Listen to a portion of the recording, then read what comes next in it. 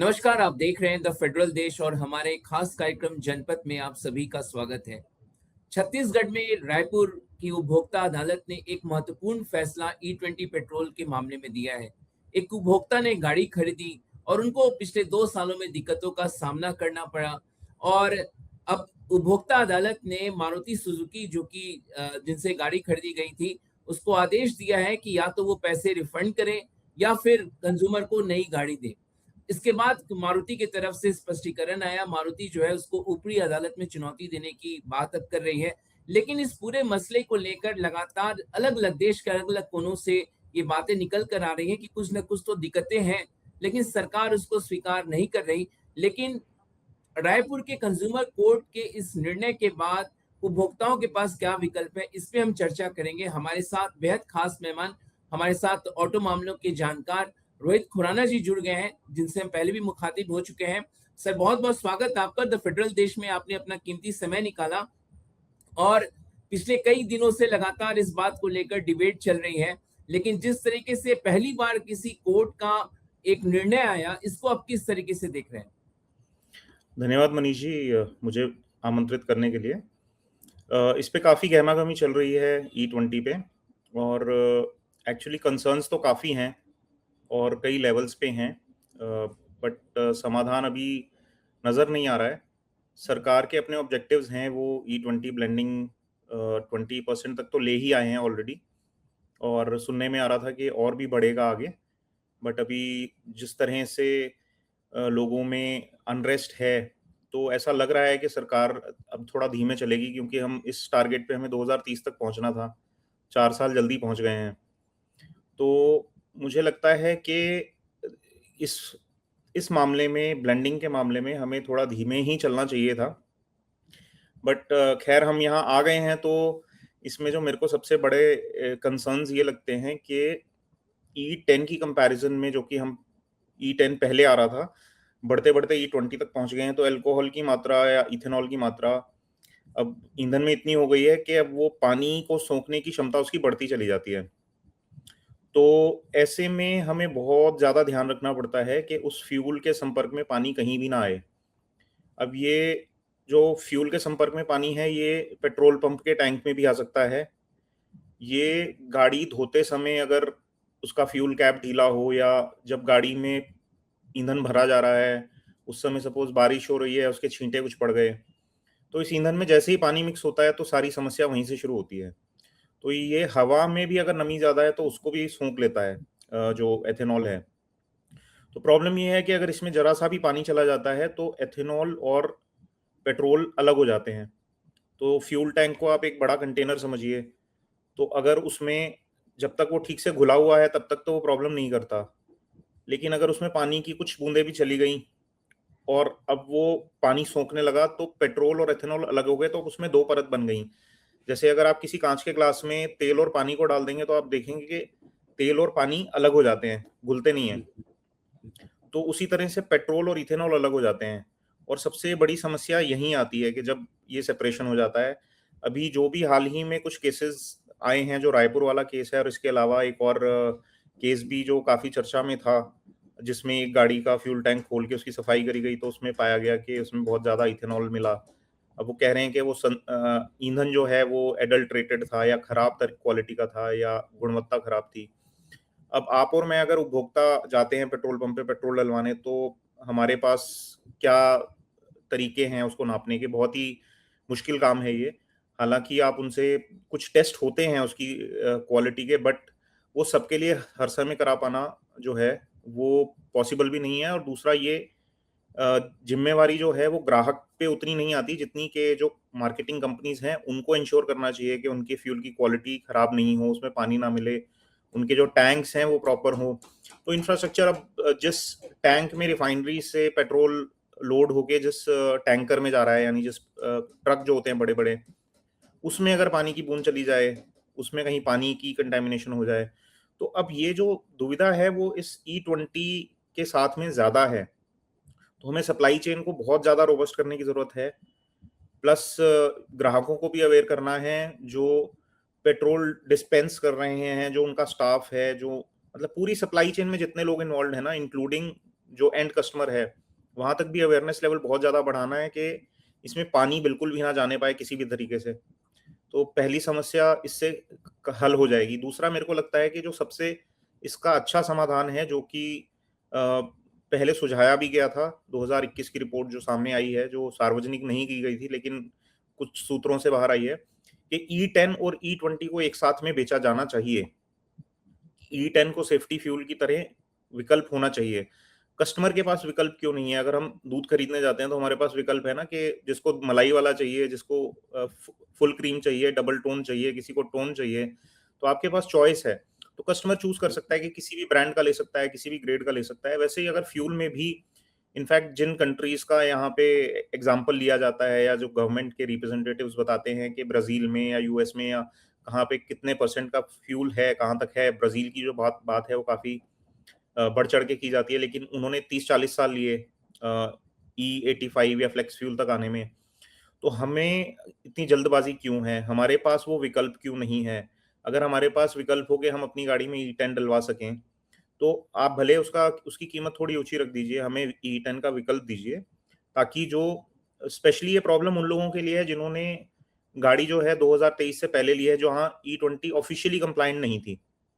अब मैं बोल रहा हूँ ऑफिशियली कंप्लायंट, मतलब कुछ दुविधाएं ये भी हैं कि जो इंजन की प्रोग्रामिंग होती है सॉफ्टवेयर के थ्रू, वो अगर पेट्रोल के हिसाब से की गई है और उसमें आप एथेनॉल का ब्लेंड बढ़ा देते हैं, तो वो इंजन उतना एफिशिएंटली काम नहीं कर पाता है। तो फ्यूल इकोनॉमी का जो ड्रॉप, जो बहुत से लोग कह रहे हैं कि किसी का, कोई कह रहा है 3% है, कोई कह रहा है 6% है। मैं एक पुरानी गाड़ी चलाता हूँ, मेरी माइलेज लगभग 20% गिरी है, जो रियल वर्ल्ड कंडीशन में। और कुछ तो सरकार के नुमाइंदे ये भी बोल रहे हैं कि आप तो माइलेज नाप ही नहीं सकते। तो अगर मैं 20 लीटर बिल्कुल। पेट्रोल डलवाता हूँ और उसके बाद मेरी गाड़ी कितने किलोमीटर चलती है, और मैं 20 लीटर ही डलवाता हूँ हर बार, तो मैं एक्यूरेटली नहीं नाप सकता, लेकिन मेरे को अंदाजा तो लग जाता है। तो अगर बिल्कुल। पहले मेरी 20 लीटर में मेरी गाड़ी अगर 250 किलोमीटर चलती थी और वो 180 चलने लगी है, तो भले ही मैं बहुत सेकेंड डेसिमल तक उसको एक्यूरेट नहीं नाप पाऊं, लेकिन मेरे को ये तो पता है कि मेरी गाड़ी 70 किलोमीटर कम चल रही है उतने ही फ्यूल में। और उसमें आपने एथेनॉल मिलाने के बाद में, जब शुरू में ये विचार हमें प्रेजेंट किया गया था, ये बोला गया था कि इससे पेट्रोल सस्ता हो जाएगा, तो वैसा तो कुछ दिखा नहीं हमें। उल्टा माइलेज कम होने की वजह से हमारी रनिंग कॉस्ट तो बढ़ गई। पहले जहां मेरे को 200 किलोमीटर जाने में जहां मेरा 1,500-2,000 का पेट्रोल लगता था, अब वो 2,500 का लगने लगा है। तो मेरी तो रनिंग कॉस्ट ऊपर चली गई ना। तो जो नई गाड़ियां हैं जो E20 कंपैटिबल हैं ऑफिशियली, उनके लिए दुविधा थोड़ी कम है, लेकिन पुरानी वाहन जो E10 या E5 के लिए बने हैं, उनके लिए परेशानी काफ़ी ज़्यादा है। उनके कई पुर्जे ऐसे हैं जो E20 के हिसाब से डिज़ाइन नहीं है, और जो विद टाइम उसमें खराबी आने के चांसेस बढ़ जाते हैं। ऐसा नहीं है कि वो आप एक बार फ्यूल डलवाएंगे और आपकी गाड़ी बंद पड़ जाएगी, बट ये है उसके कुछ पुर्जे ऐसे हैं जो घिसने शुरू हो जाएंगे, या जो रबड़ की सील्स हैं वो खराब होनी शुरू हो जाएंगी। तो हो सकता है कि जो गाड़ी में मेजर सर्विस आपको शायद 5-7 साल बाद आनी थी, वो 2 साल में ही आ जाए। हो सकता है आपकी मेंटेनेंस कॉस्ट बढ़ जाए। ये वैसा ही है कि अभी आपने 5 साल का उसका इम्पैक्ट ही नहीं देखा है, तो आप आज बैठ के कैसे बता सकते हैं 5 साल बाद क्या होगा? तो तो सर अगर हमारे एक पास बात। विकल्प हो। जी। नहीं, मैं मेरा ये था कि अगर जिस तरीके से कंज्यूमर कोर्ट, क्योंकि लगातार ये कहा जा रहा था सरकार की तरफ से, सरकार के नुमाइंदों की तरफ से, कि ऐसी कोई परेशानी हमारे संज्ञान में नहीं आ रही। लेकिन जब कंज्यूमर कोर्ट इस तरीके का संज्ञान लेता है किसी की परेशानी को लेकर, तो इसके बाद ऑटो कंपनियों की तो कुछ तो जवाबदेही है। हालांकि मारुति सुजुकी स्टेटमेंट जारी कर कह रही है कि हम उसको चुनौती देंगे, लेकिन जगह जगह से ये सामने निकल कर आ रही है। इसको अब उपभोक्ताओं के पास क्या विकल्प बचता है यहाँ से? देखिए, अगर इथेनॉल ब्लेंड बढ़ाने से उसकी मॉइस्चर खींचने की क्षमता बढ़ जाती है, और वो फ्यूल फ्यूल टैंक में जाके खराबी क्रिएट कर रहा है, तो अब ये उपभोक्ता की गलती तो है नहीं। बिल्कुल। अब वो अपने घर में पेट्रोल तो बनाएगा नहीं, ना ही वो इस चीज को टैकल करने के लिए केपेबल है। हम क्या करते हैं, हम पेट्रोल पंप से जाके पेट्रोल खरीदते हैं। हम कोई ऐसा तो है नहीं कि कहीं हम ग्रे मार्केट से या हम कहीं अनऑफिशियल सोर्स से पेट्रोल खरीद रहे हैं। हम तो पेट्रोल पंप पे जाके पैसा दे के पेट्रोल ले रहे हैं, और कहीं से बाहर से तो हम पेट्रोल ले नहीं रहे। तो अब हमारे पास जो ऑफिशियल सोर्स है, हम वहीं से लेंगे। गाड़ी जो है, वो जो गाड़ियां बनाती हैं कंपनी, उन्हीं से लेंगे। अब अगर उसके बाद भी प्रॉब्लम आ रही है तो अब आप कंज्यूमर को बोलेंगे हाँ भाई कंज्यूमर कैसे जिम्मेदार है?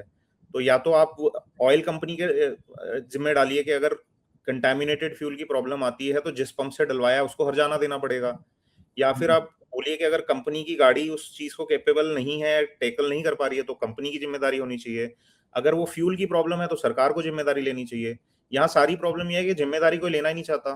बिल्कुल। तो कस्टमर ने पैसा भी दिया है, टैक्स भी भरा है, पेट्रोल पे भी टैक्स देता है, हर चीज को बाय द बुक्स कर रहा है, और उसके बाद भी अगर उसको परेशानी आ रही है तो उसका साथ देने के लिए कोई नहीं खड़ा है। इंश्योरेंस कंपनी कह रही है कि हमारी जिम्मेदारी नहीं है, कंपनी कह रही है कि वारंटी में नहीं आएगा, तो फिर कहाँ जाएगा वो भोक्ता, कहाँ जाएगा? ज्यादातर देखने को मामले मिल रहे हैं उसमें जो फ्यूल कंपनी है, जो ऑयल मार्केटिंग कंपनीज है, उन्हीं पे ठीकरा फोड़ा जा रहा है। चाहे हम बिहार की बात करें, चाहे पंजाब की बात करें, घटना सामने निकल कर आई, चाहे इसी छत्तीसगढ़ की बात करें। अब कंपनी कह रही है कि फ्यूल जो है उसमें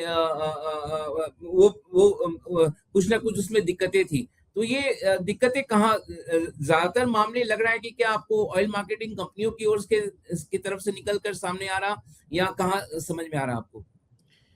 देखिए, जो इंफ्रास्ट्रक्चर है ना, जो सप्लाई चेन है, जो E20 के लिए होना चाहिए, मुझे लगता है कि अभी उसकी तैयारियों में थोड़ी सी कमी रह गई है। E20 फ्यूल है, ये अभी मे बी कुछ गाड़ियों में प्रॉब्लम कर रहा है। तो या तो सपोर्ट दिया जाए कस्टमर को, गाड़ियों के जो कार मेकर्स हैं उनकी तरफ से सपोर्ट दिया जाए, या फिर इस तरह से कुछ प्रोग्राम लाया जाए कि अगर किसी को दिक्कत आती है तो उसको किसी तरीके से ओएमसी या फिर कार मेकर्स किसी तरीके से उसको हैंडल करें, या तो कंपनी उसके लिए वारंटी दे। तो आप हर बार जो है कार कस्टमर को इस चीज के लिए नहीं गलत ठहरा सकते, क्योंकि ये फ्यूल सिस्टम लाना, या तो फिर उसको विकल्प दे दीजिए कि E10 डलवा ले, E10 भी उपलब्ध कराइए पंप पे। अगर उसको E20 डलवाने से दिक्कत आ रही है तो उसके पास E10 की चॉइस क्यों नहीं है? एक बात रोहित जी, क्योंकि आपने इस पूरे मामले को E20 को स्टडी किया है, क्या लगता है सरकार इतनी जल्दबाजी में क्यों थी E20 को इम्पोज करने के लिए? जब उसने लक्ष्य ही 2030 के लिए तय किया था, तो इसको 2024-25 में क्यों इसको प्रीपोन किया गया? जबकि ब्राजील में जो मैंने पढ़ा, वहां 5 दशक लगे इसको अडॉप्ट करने में। देखिए, इसके पीछे मंशा क्या थी, वो अच्छी नीयत से किया गया है, नहीं किया गया, उस पे मैं ज़्यादा टिप्पणी नहीं करूँगा। अगर जो ऑफ़िशियली कहा जा रहा है, मैं अगर उसको बिलीव करूँ, तो उसके हिसाब से जो हम इम्पोर्ट करते हैं, उस पे डिपेंडेंस कम करना और जो एमिशंस हैं, उसको सुधारना, ये अच्छी इंटेंशंस हैं। इसी में साथ में ये भी कहा जा रहा था कि जो हमारे गन्ने की पैदावार होती है, जब पैदावार ज़्यादा होती है, तो किसानों को उचित मूल्य नहीं मिलता है, और कई ऐसे फूड क्रॉप्स भी हैं जो एक्सेस में उगा उगा दिए जाते हैं, तो उससे भी एथेनॉल बनाया जा सकता है। तो जो प्रेजेंट किया जा रहा है हमारे सामने, वो बड़ा नोबल लगता है, बड़ा अच्छा लगता है।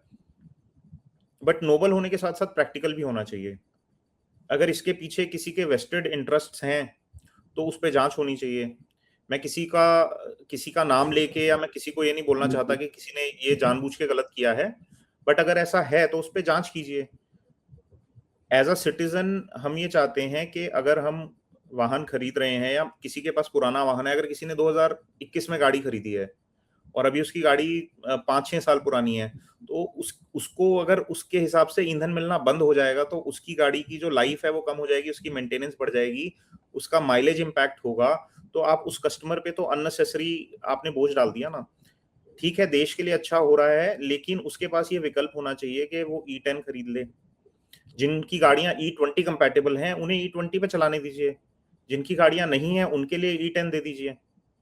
ये तो वही बात हो गई ना, मतलब अगर आपके पास कोई पुराना, सपोज आपके पास पुराना फोन है और उसमें कोई पतली पिन का चार्जर लगता है, और अब वो चार्जर बनना बंद हो गया, तो आप उसको चार्ज ही नहीं कर सकते, तो कूड़े में फेंक देंगे, क्या करेंगे आप उसका? तो बिल्कुल अगर रोहित आप जी, इसलिए आपने व्हीकल दिया है और उसकी आप ऊर्जा नहीं दे रहे, आप हमें ईंधन नहीं प्रोवाइड करा रहे, तो अब वो कस्टमर कहाँ जाएगा?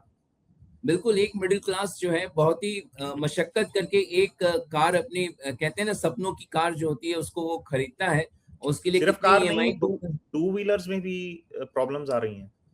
जी जी। तो आप ये सोचिए कि एक ऐसा तबका है जो सामाजिक रूप से, आर्थिक रूप से उतना समर्थ नहीं है, जो बड़ी मेहनत करके एक दुपहिया वाहन खरीदता है। अगर उसकी पुरानी दुपहिया वाहन है जो कि अभी रोड लीगल है, आरसी के हिसाब से 15 साल के करीब गाड़ी चलती है, टू व्हीलर दुपहिया गाड़ी, उनमें भी दिक्कत आ रही है। उनमें भी जो है परफॉर्मेंस की दिक्कत आ रही है, माइलेज की दिक्कत आ रही है। अब ये है कि उसको एक्सेप्टेंस एक तो नहीं है, सब लोग उसको डिनाई करे जा रहे हैं। अब उस पे जो अगर कुछ टेस्टिंग हुई है तो उसको वो पब्लिक भी नहीं करना चाहते। कुछ सीक्रेसी के उसके रीजंस दिए जा रहे हैं कि हम पब्लिक नहीं कर सकते उस रिपोर्ट को, तो ठीक है मत कीजिए। जिन लोगों को परेशानी आ रही है, इतना हल्ला हो रहा है, अगर इतनी आवाज उठ रही है तो लोग अपने मन से तो बना के नहीं कर रहे हैं, उनके पास इतना समय तो नहीं है कि व्यर्थ करने के लिए कि हाँ भाई आके वो बिना बात के हल्ला करेंगे। अगर कुछ दिक्कत आ रही है तो उन्हें सपोर्ट करना चाहिए, वरना तो चुनाव तो होते ही हैं हर 5 साल में। तो रोहित जी, अगर किसी को अगर परेशानी होती है, चाहे टू व्हीलर में हो चाहे फोर व्हीलर में हो, उसके पास क्या विकल्प है? उसको क्या करना चाहिए यहाँ से? देखिए, आवाज उठाएं, E10 की मांग करें। अगर सरकार सुनेगी तो ठीक है, नहीं तो चुनाव में सुनेगी। वो तो एक अलग मसला हुआ, क्योंकि संसद का अगले हफ्ते सत्र जो शुरू हो रहा, रोहित जी, हाँ उसमें जी। जो मुख्य विपक्षी दल है, तमाम जो विपक्ष है, उसको E20 पेट्रोल जो है, उस मुद्दे को प्रमुखता के साथ संसद में, क्योंकि मैंने अभी बयान देखा, 3.5 करोड़ जो व्हीकल ओनर्स हैं वो इससे इफेक्टेड है, तो वो उनकी बात संसद में उठाने की तैयारी में है। लेकिन सरकार तो बिल्कुल, आप देखिए, पेट्रोलियम मंत्री हो चाहे सरफेस ट्रांसपोर्ट मिनिस्टर हो, वो बिल्कुल निश्चिंत है, उनको लग रहा है कि कहीं से कोई दिक्कत नहीं है। देखिए, मैं किसी व्यक्ति विशेष पे बिल्कुल टिप्पणी नहीं करूंगा, ना ही मैं चाहता हूं कि मुझ पे कोई मानहानि का मुकदमा ठोक दिया जाए। नहीं, नहीं, बिल्कुल। मुझे इस तरह की चीजों का कोई शौक नहीं है। मैं आपको वो बता सकता हूँ जो मैंने अपनी गाड़ी में एक्सपीरियंस किया है और जो मैंने अपने आसपास सुना है। लोग माइलेज की वजह से परेशान हैं, लोग मेंटेनेंस के कंसर्न्स को लेकर परेशान हैं, लोगों की गाड़ी की परफॉर्मेंस में इफेक्ट आ रहा है। और जो गाड़ियां एक्चुअल में E20 कंपैटिबल नहीं है, वो E20 पे कुछ ना कुछ इम्पैक्ट है, किसी में कम किसी में ज्यादा। ऐसा नहीं है कि गाड़ियां बंद पड़ जा रही हैं। जो दिक्कतें हुई हैं वो शायद फ्यूल में पानी की मिक्सिंग की वजह से हुई हैं, जो कुछ मामले हैं। और हो सकता है इस तरह के मामले पहले भी आते हों, ऐसा नहीं है। बट मैं ये कहना चाहता हूँ कि जो उपभोक्ता है उसके पास विकल्प होना चाहिए, कंपैटिबल फ्यूल होना चाहिए उसके पास। अगर आप तो मेरी जो कंपैटिबल फ्यूल है उसको, उसकी सप्लाई ही बंद कर देंगे तो फिर वो परेशानी है। बिल्कुल, ये मसला सुप्रीम कोर्ट भी जहाँ पहुंचा हुआ है, तो क्या आपको लगता है कि कंज्यूमर कोर्ट के इस आदेश के बाद एक कंज्यूमर प्रोटेक्शन सबसे बड़ी बात होती है? चाहे आप कुछ भी खरीदें, गैजेट खरीदें, गाड़ी खरीदें, घर खरीदें, सब जगह कंज्यूमर का हित सर्वोपरि, इस बात को कहा जाता है। तो उसके लिए एक, आप लगता है कि एक अच्छी बात है, यहाँ से कुछ ना कुछ सुधार देखने को मिलेगा, और ऑटो कंपनियों पे, चाहे ऑयल मार्केटिंग कंपनियों पे भी दबाव बनेगा? देखिए, एक चीज होती है नैरेटिव और एक होते हैं फैक्ट्स। नैरेटिव्स अपनी फायदे के लिए बनाए जा सकते हैं दोनों तरफ से। बट जो हमारे न्यायालय हैं, जो हमारा जो लीगल सिस्टम है, जुडिशरी है, वो बहुत सोच समझ के फैक्ट्स को ध्यान में लेके ही कोई फैसला देती है। तो कंज्यूमर कोर्ट से जो आया है, अगर कंज्यूमर कोर्ट को कुछ मेरिट लगा है केस में, तभी उन्होंने उसके हक में फैसला सुनाया होगा। मारुति सुजुकी के पास ये बिल्कुल हक है कि वो जाएं और उसको चैलेंज करें हायर कोर्ट्स में। वो करेंगे क्योंकि वो उनके हित में है। बट मैं ये नहीं कहना चाहूंगा कि ये सही है या गलत है, बट मैं ये कहना चाहूंगा कि मैं अपने न्याय सिस्टम, जो हमारे देश का जुडिशियल सिस्टम है, उसमें बिलीव करता हूँ। और वहां पे फैक्ट्स को देखा जाता है और उसके बेसिस पे ही डिसीजन दिए जाते हैं। तो अगर कुछ मेरिट होगा तभी इस केस में इस तरह का फैसला आया है। बाकी ये लीगली सिस्टम के थ्रू जाएगा, उसमें आगे क्या फैसले आते हैं मैं उस पर कोई टिप्पणी नहीं करना चाहूंगा।